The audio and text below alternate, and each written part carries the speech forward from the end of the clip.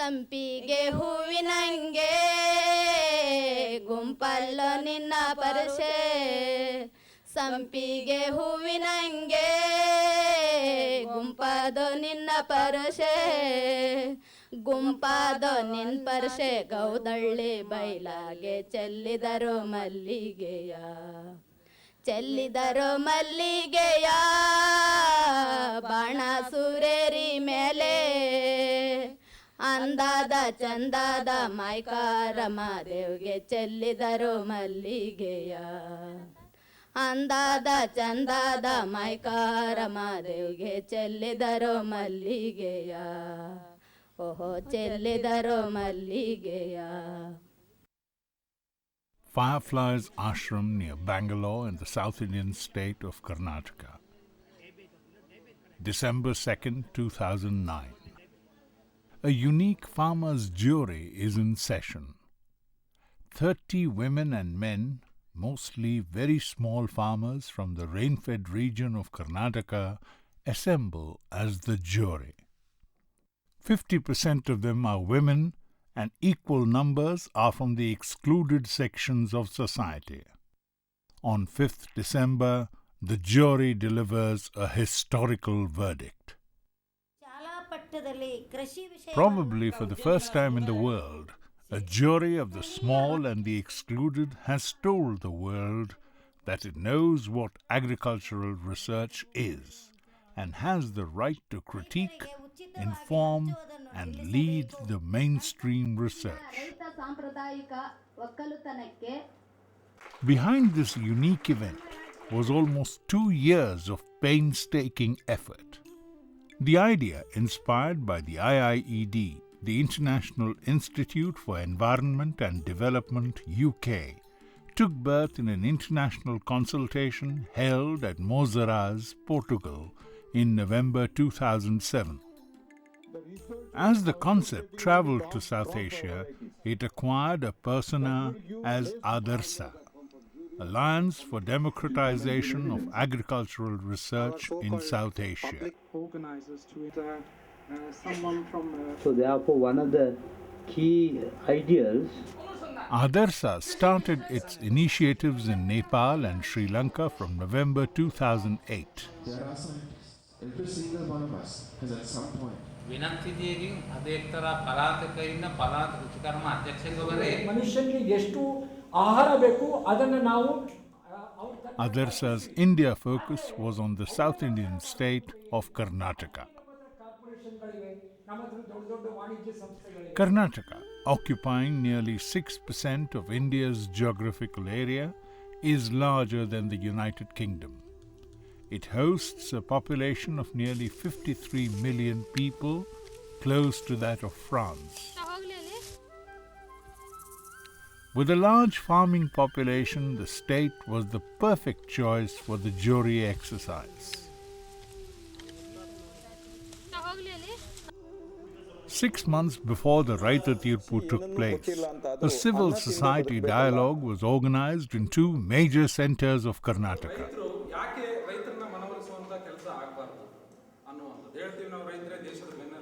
Dharwad in North Karnataka is the cultural capital of the state.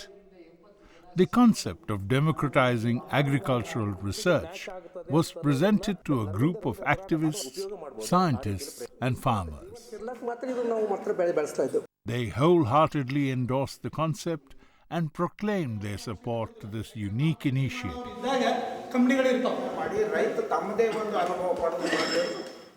In the Bangalore dialogue, the crème de la crème of Karnataka intellectuals, major farmer leaders, ಸರಿಯಾದ ವಿಚಾರಗಳನ್ನ ಕೊಡ್ತಕ್ಕಂತ ಕೆಲಸವನ್ನು ನಾವು ಹೆಂಗೆ ನಿರ್ವಹಿಸಬೇಕು ಅನ್ನೋದ್ರ ಬಗ್ಗೆ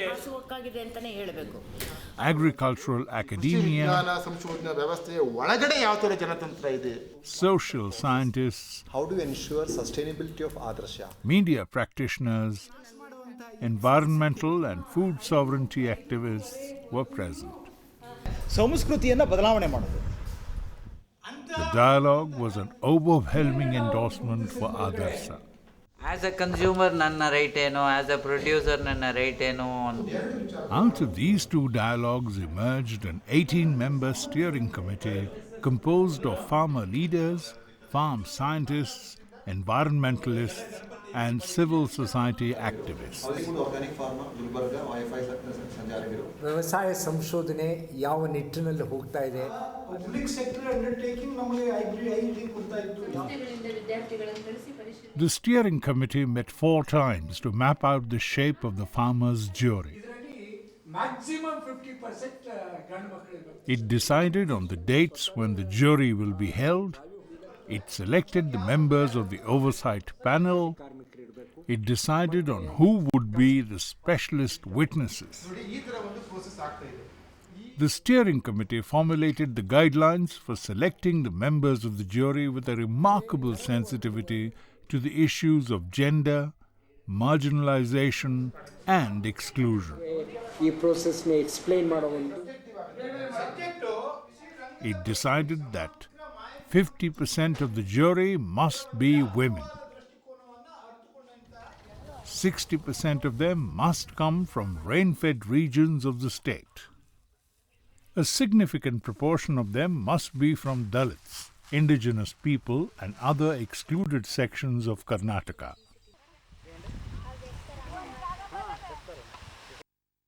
The steering committee members held media conferences all over the state to invite people to participate in the jury. ನಮ್ಮ ಆರೋಗ್ಯ, ನಮ್ಮ ಪೌಷ್ಟಿಕತೆ ಎಲ್ಲ ಬೆಳೆಯುತ್ತೆ.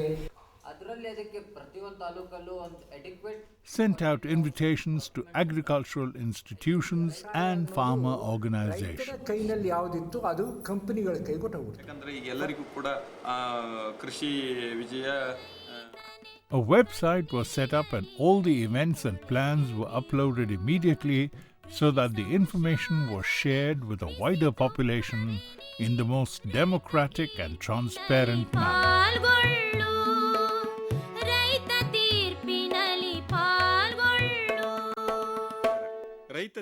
A series of 8 radio programs were produced, and the Raitu Tirpu concept traveled to over 20 million homes in Karnataka through 13 broadcasting stations of All India Radio. ರೈತ ತೀರ್ಪು. ಒಣಭೂಮಿಯಲ್ಲಿ ಹೊಸ ಬೆಳೆಗಾಗಿ ಹಳೆ ಬೀಜ ಬಿತ್ತುವ ಹನುಮಂತಪ್ಪ ಸಿದ್ದಪ್ಪ ಕಾರಿಗೆಯವರು ಇದ್ದಾರೆ. ಬೀಜವನ್ನೇ ತಿದ್ದಿ ಬೆಳೆಯ ಭವಿಷ್ಯವನ್ನು ನಿರ್ಧರಿಸುವ ವಿಜ್ಞಾನಿಗಳು ನಮ್ಮೊಂದಿಗಿದ್ದಾರೆ. ಈ ಎರಡೂ ಧ್ರುವಗಳ ಮಧ್ಯೆ ಸೇತುವೆಯೊಂದು ಸಾಧ್ಯವೇ ಅನ್ನೋ ಪ್ರಶ್ನೆಗೆ ಉತ್ತರ ಹುಡುಕಬೇಕಾಗಿದೆ. Finally, a list of 500 jury aspirants emerged. This list was held to a close scrutiny on the basis of the collective guidelines and was compressed to a list of 150. A leading social work academy of the state, Roshni Nilaya, was engaged to fine-tune this list and condense it to form the 30-member jury.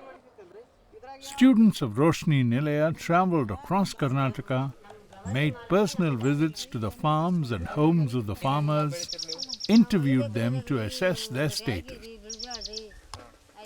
Finally, they came up with a list of 50 farmers. This was presented to the steering committee, which debated it and made a list of 30 members of the final jury. Shivagangamma OBC 6 acre ಒಣಭೂಮಿ.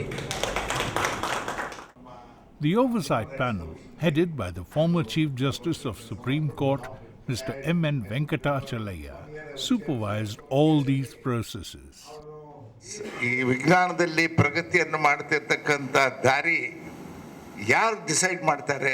The panel was composed of the most respected women and men in the public sphere of Karnataka. ರಾಸಾಯನಿಕ ಗೊಬ್ಬರದಿಂದ ಹೆಚ್ಚೆಚ್ಚು ಬೆಳೀತಾನೆ ಅಂತ ಒಂದು ಸಂಘಟಿತರಾಗಿ ನಮ್ಮ ಧ್ವನಿನೂ ಕೇಳಬೇಕು ಅನ್ನುವಂತಹ ಪ್ರಯತ್ನ ಮಾಡ್ತಾ ಇರೋದು ಮೆಚ್ಚಿಕೊಳ್ಬೇಕಾದ್ದು. This was the jury that assembled for 5 days to hear out a remarkable set of specialist witnesses who represented multiple sectors. Agricultural policy makers, renowned agricultural scientists from the public sector, farm scientists from the corporate sector, university researchers, specialist breeders, eminent social scientists, leaders of farmers' movements, pastoralist leaders, agricultural media, international experts on participatory research methodologies, consumer activists. For 3 days, a fascinating interaction took place between the experts and the jury. ನಮ್ದೊಂದು ವೆರೈಟಿನ GI ಮಾಡಿಸ್ಬೇಕು ಅಂದ್ರೆ ಅಂದ್ರೆ ರಾಸಾಯನಿಕ ಗೊಬ್ಬರ ಹಾಕ್ಬಿಟ್ಟು ಬೆಳೆಸ್ಬಿಡ್ತಾರೆ. ಸಂಪಿಗೆ ಹೂವಿನಂಗೆ ಗುಂಪಲ್ಲೋ ನಿನ್ನ ಪರಶೆ, ಸಂಪಿಗೆ ಹೂವಿನಂಗೆ ಗುಂಪದೋ ನಿನ್ನ ಪರಶೆ. ಪ್ರಜೆಗಳಿಂದ ಪ್ರಜೆಗಳಿಗಾಗಿ ಪ್ರಜೆಗಳಿಗೋಸ್ಕರವೇ ಮಾಡಿರ್ತಕ್ಕಂಥ ನಮ್ಮ ಪ್ರಜಾತಂತ್ರದ ವ್ಯವಸ್ಥೆಯಲ್ಲಿ ಎಲ್ಲವೂ ಸರಿಯಾಗಿ ನಡೀತಾ ಇದೆಯೇ ಇಲ್ವೇ ಅಂತಕ್ಕಂಥ ಒಂದು ಆತ್ಮಾವಲೋಕನ ಮಾಡ್ಕೊಳ್ತಕ್ಕಂಥ ನಮ್ಮನ್ನು ನಾವೇ ನೋಡ್ಕೊಳ್ತಕ್ಕಂಥ ಒಂದು ಕಾರ್ಯಕ್ರಮ ಅಂತ ನಾನಂತೂ ಭಾವಿಸಿದ್ದೇನೆ. ಮಾಡ್ತಕ್ಕಂಥ ರಿಸರ್ಚು, ಸಂಶೋಧನೆ ಎಲ್ಲ ಫಲಗಳು ಸಹ ನೀರಾವರಿ ಇರ್ತಕ್ಕಂಥ ರೈತರು ಮತ್ತು ಹೆಚ್ಚಿನ ಸಂಪನ್ಮೂಲ ಇರ್ತಕ್ಕಂಥ ರೈತರು, ಕಬ್ಬು ಬೆಳೆಯುವಂಥ ರೈತರು, ಭತ್ತ ಬೆಳೆಯುವಂಥ ರೈತರಿಗೆ ತಲುಪಿದೆ ಹೊರತು ಈ ಒಣ ಬೇಸಾಯ ಮಾಡ್ತಕ್ಕಂಥ ರೈತರಿಗೆ, ಮಳೆಗಾಲದ ಆಶ್ರಯದಲ್ಲಿರ್ತಕ್ಕಂಥ ರೈತರಿಗೆ, ಬರಗಾಲ ಪೀಡಿತವಾದಂಥ ರೈತರಿಗೆ, ಪ್ರವಾಹ ಬಂದಂಥ ಒಂದು ಹೆಚ್ಚು ಮಳೆ ಬೀಳ್ತಕ್ಕಂಥ ರೈತರಿಗೆ ತಲುಪಿಲ್ಲ ಅಂತಕ್ಕಂಥ ಒಂದು ಕೂಗು ನಮ್ಮಲ್ಲಿದೆ. ಈಗ ಗೊಂಜಾಳ ತಳಿ ಜಾಸ್ತಿ ಬರ್ತೈತಿ ಅಂತ ಮಾಡಿ ಯಾರಿಗೆ ಉಪಯೋಗ ಆಗ್ತದೆ ಅದು? ಇದಕ್ಕೆ ರೀ ಫುಡ್ ಮಾಡೋರಿಗೆ, ಕೋಳಿ ಸಾಗಾಣಿಕೆ ಮಾಡೋರಿಗೆ ಆಯ್ತು. ನಮ್ಮ ರೈತರಿಗೆ ಏನು ಉಪಯೋಗ ಇಲ್ಲ ರೀ ಅದು. ಪ್ರಜೆಗಳ ಹಕ್ಕು ಅಂತ ನೀವು ಹೇಳಿದ್ರಿ. ಪ್ರಜೆಗಳ ಹಕ್ಕು ಅಂತ ಆದರೆ ಪ್ರಜೆಗಳ ಕೂಗನ್ನು ಸರ್ಕಾರ ಅಥವಾ ಯೂನಿವರ್ಸಿಟಿಗಳು ಕೇಳಬೇಡವೋ? ಇದು ನನ್ನ ಪ್ರಶ್ನೆ. ಈ ವಿಚಾರದಲ್ಲಿ ಯೂನಿವರ್ಸಿಟಿಗಳು ಏನು ಕೆಲಸ ಮಾಡ್ತಾ ಇವೆ ಅಂತ ಒಂದು ಪ್ರಶ್ನೆ ಅಷ್ಟೆ.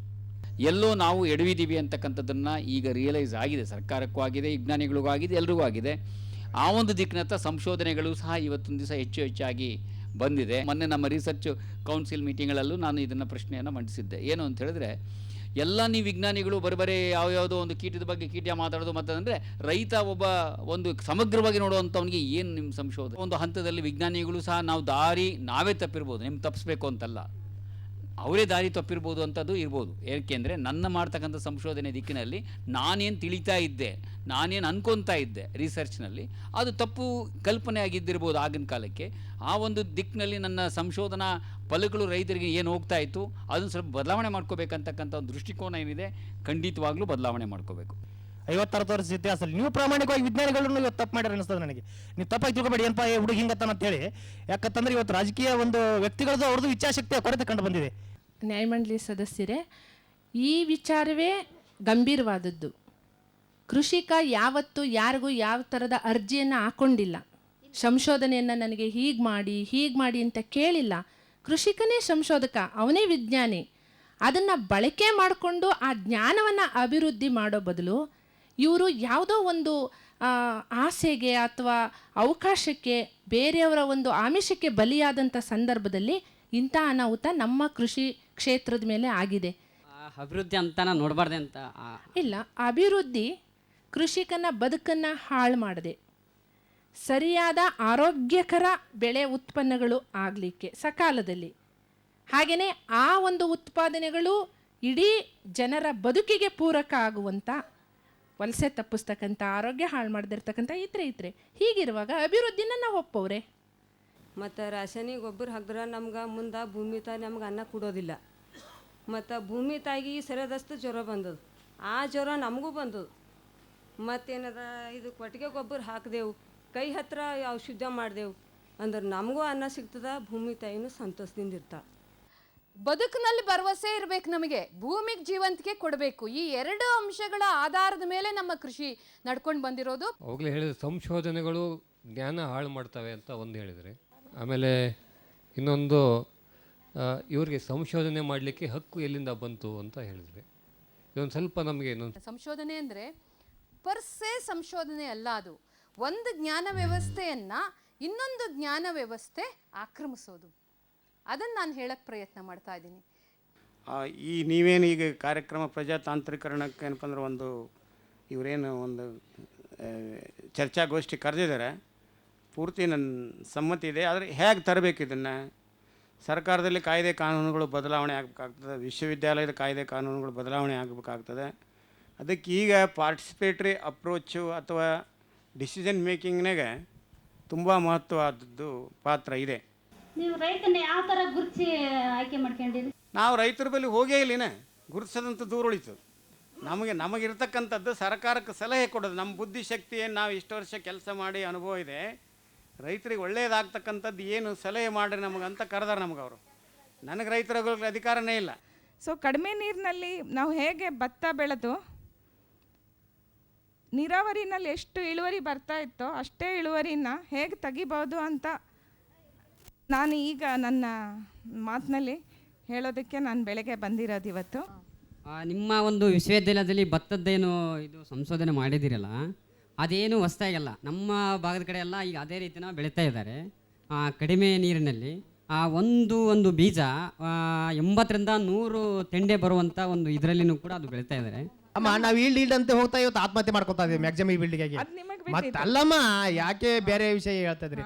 ಅಟ್ ಲೀಸ್ಟ್ ಟ್ರೈ ಟು ನಮ್ಮ ರೈತರಿಗೆ ಪ್ರಾಮಾಣಿಕ ಪ್ರಯತ್ನ ಇರಲಿ ಅಮ್ಮ. ಕೃಷಿ ಬರೀ ಒಂದು ಭೂಮಿನ ನಾವು ಆಕ್ರಮಣ ಮಾಡಿಕೊಂಡು ಅದರಿಂದ ಉತ್ಪನ್ನ ತೆಗೆಯೋದು ಅಲ್ಲ ಅಂತ ಮೊದಲು ನಾವು ಇದು ಮಾಡ್ಕೋಬೇಕು. ಯಾಕಂದರೆ ಆಧುನಿಕ ತಂತ್ರಜ್ಞಾನ ಅಥವಾ ಆಧುನಿಕ ನೀವು ನೋಡ್ದಂಗೆ ಮಾಹಿತಿ ವಿಜ್ಞಾನದ ಪ್ರಕಾರ ಅದೇ ಭೂಮಿನ ನಾವು ಆಕ್ರಮಣ ಮಾಡಿಕೊಂಡು ಅದರಿಂದ ಉತ್ಪನ್ನ ತೆಗಿಬೇಕು ಅಂತಲೇ ಇದ್ದಿದ್ದು. ನೀವು ರೈತರ ಸಮಸ್ಯೆಗಳ ಬಗ್ಗೆ ಅಧ್ಯಯನ ಮಾಡಿದ್ದೀರಿ, ಅದು ಒಳ್ಳೆಯದು.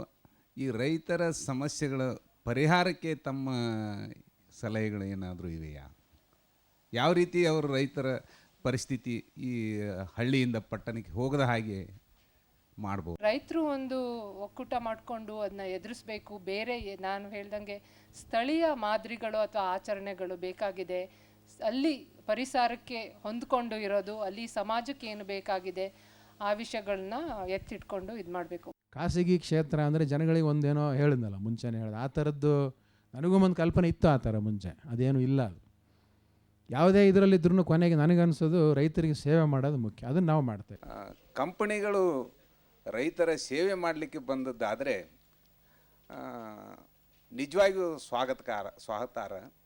ರೈತರ ಪರಿಸ್ಥಿತಿ 3,000 ರೂಪಾಯಿಗೆ 1 ಕಿಲೋ ಬೀಜ ನೀವು ತಗೊಂಡು 30,000 90,000 ಕಿಲೋ ನೀವು ಮಾರ್ತೀರಿ. ಇದರಲ್ಲಿ ಸೇವೆ ಅನ್ನುವಂಥದ್ದು ಬರಬಾರ್ದು, ಇಲ್ಲವೇ ಇಲ್ಲ. Which means sometimes very often we hear a researcher saying this works in the lab, you try it. We can also say this works in the field, you try it.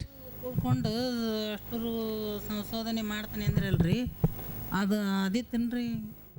When we talk about PTD, there is no solution ready-made available.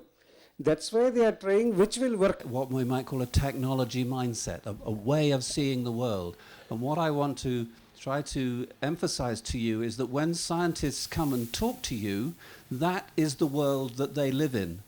Just as you live in your world of being a farmer, so the scientists live in the world, and the kinds of questions you ask are very frightening sometimes for those scientists. They cannot encompass them. ಸಂಶೋಧನೆ ಅಂದರೆ ಒಂದು ತುಂಡಾದಂಥ ಸಂಶೋಧನೆ ಪೂರ್ತಿ ಅದು ಬಂದು ಮುಟ್ಟೋವರೆಗೂ ಸಂಶೋಧನೆ ಮಾಡ್ತಾರೆ. Two answers. One is that scientists' reward is for getting more and more into specializations. So it's very easy for university research to get more and more fragmented. But also, there is a movement in science to see things as a whole, and there are new theories coming up which enable us to see better the interactions between different separate things. So both things are happening. And this places the business interests throughout the chain from earth to mouth. So business interests are throughout the chain from earth to mouth. According to this policy, farmers are producers, people are consumers, and food is a commodity. ವಿಸ್ತರಣೆ ಅನ್ನೋದು ಒಂದು ಅಂಗ ನಮ್ಮ ವಿಶ್ವವಿದ್ಯಾಲಯದಲ್ಲಿ. ಅದರ ಮೂಲಕ ನಾವು ರೈತರಿಗೆ ತಗೊಂಡು ಹೋಗ್ತಾ ಇದ್ದೀವಿ. ಇದಲ್ಲದೇ ನಮಗೆ 2 ತಿಂಗಳಿಗೊಂದು ಸತಿ ದ್ವೈಮಾಸಿಕ ಸಭೆ ನಡೀತದೆ. ಕೃಷಿ ವಿಶ್ವವಿದ್ಯಾಲಯದ ವಿಜ್ಞಾನಿಗಳು ಮತ್ತು ಕೃಷಿ ಇಲಾಖೆ ಸಂಪನ್ಮೂಲ ವ್ಯಕ್ತಿಗಳು ಮತ್ತು ಇತರೆ ಅಭಿವೃದ್ಧಿ ಇಲಾಖೆಗಳ ಸಂಪನ್ಮೂಲ ವ್ಯಕ್ತಿಗಳು ಒಂದು ಸ್ಥಳದಲ್ಲಿ ಕೂತು 2 ದಿವಸ ಕಾರ್ಯಾಗಾರ ಮಾಡ್ತೇವೆ.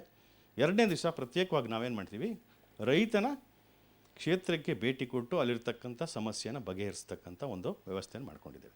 ನೀವು ಹೇಳ್ತಾ ಇರೋದು ಸಣ್ಣ ರೈತರಿಗೆ ಮಾತ್ರ ಯಾವುದೂ ಇದು ಸಿಗ್ದಾ ಇಲ್ಲ. ದೊಡ್ಡ ರೈತ್ರಿಗೆ ಮಾತ್ರ ಉಳ್ದದೆ ಅಂದರೆ ಸಣ್ಣ ರೈತರು ಹಂಗಾರೆ ಹಿಂಗೆ ಹಿಂದೆನೇ ಉಳ್ದಿರಬೇಕು, ದೊಡ್ಡ ರೈತರು ಮಾತ್ರ ಮುಂದೆ ಬರಬೇಕು. ಸೃಷ್ಟಿಕರ್ತಂದ ಆಟ ಅದು. ಈಗ ನೀವು ನಿಮ್ಮನ್ನ ಸಾಕಾರ ಆಗ್ಬೇಡ ಅಂತ ಹೇಳಿದ್ವಿ ನಾವು, ದೊಡ್ಡ ರೈತ ಆಗ್ಬೇಡ ಅಂತ ಹೇಳಿದ್ವಾ? ರೈತರು ಯಾವಾಗ ಭೂಮಿ ಒಳ್ಳೇದು ಮಾಡ್ತಾರ, ರೈತರು ಯಾವಾಗ ಒಳ್ಳೆ ಭೂಮಿದಿಂದ ರಸಾಯನ ಗೊಬ್ಬರ ಬಿಟ್ಟು ಯಾವಾಗ ಸಗಣಿ ಗೊಬ್ಬರ ಮೇಲೆ ಬರ್ತಾರ, ನನ್ನ ಕುರಿಯಲ್ಲೇ ಕಸ ಕಾಡಿಗಳೆಲ್ಲ ಮೇದು ಆ ಭೂಮಿಯಲ್ಲೇ ಕುಂತಾಗ ಅದು ಸಾವಯವ ಗೊಬ್ಬರ ಸಗಣಿ ಗೊಬ್ಬರ ಯಾವಾಗ ಆಗ್ತದೆ ಅವಾಗೇ ನನ್ನ ಕುರಿ ಜೀವನನೂ ಒಳ್ಳೆದು ಬದುಕ್ತದೆ. A range of issues emerged and critical answers were sought. A team of sensitive facilitators helped the farmers throughout the jury. After each presentation, the jury broke into small groups and collectively understood what was presented. In these moments, facilitators played a key role. They also made the farmers feel at home throughout the process. On the fifth day, the jury deliberated among themselves for a whole day. The result was a 22-point verdict. This verdict was presented to the citizens in Karnataka's capital city, Bangalore. Top scientists, intellectuals, farmer leaders, civil society representatives, and media packed the conference hall. ಇಂದಿನ ರೈತ ಸಾಂಪ್ರದಾಯಿಕ ಒಕ್ಕಲುತನಕ್ಕೆ ಹಿಂತೆಗೆಯಲಾಗದೆ ದುಬಾರಿ ಆಧುನಿಕ ಕೃಷಿಯನ್ನು ಮಾಡಲಾಗದೆ ಬಿದ್ದು ತೊಳಲಾಡುತ್ತಿದ್ದಾನೆ. ಇಂತಹ ಸಂದಿಗ್ಧ ಪರಿಸ್ಥಿತಿಯಲ್ಲಿ ರೈತಪರ ಸಂಶೋಧನೆಗಳ ಅಗತ್ಯವಿದೆ.